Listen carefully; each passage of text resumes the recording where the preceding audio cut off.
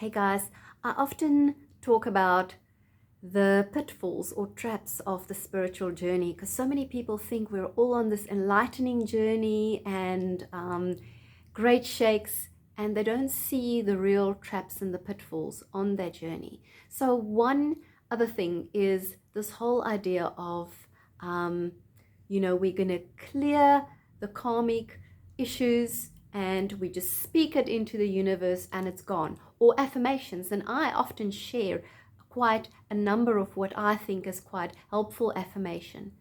The thing is, all of those words, all of those spells, all of those commands are very powerful, but all they are is they opening a door or a portal. It's a doorway that's opened through that.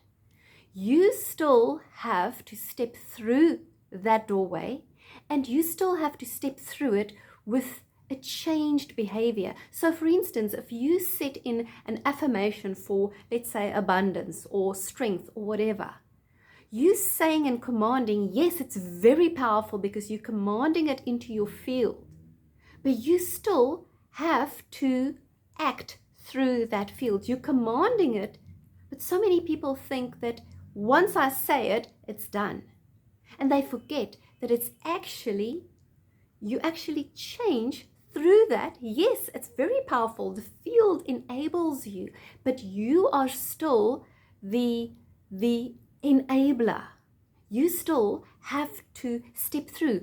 If you clear karmic blocks, yes, I hear so many spiritual teachers say, it's clear and so it's done. Hoo-ha, great. What happens is, yes, that portal is open, that doorway is open. You are still responsible to change that pattern and step through that new doorway, and you still have to break the pattern. And we so often forget that, and we just say, hoo-ha, it's done, abracadabra, and off we go. Just don't fall into that spiritual trap. I love you very much, and thank you for being here. Bye-bye.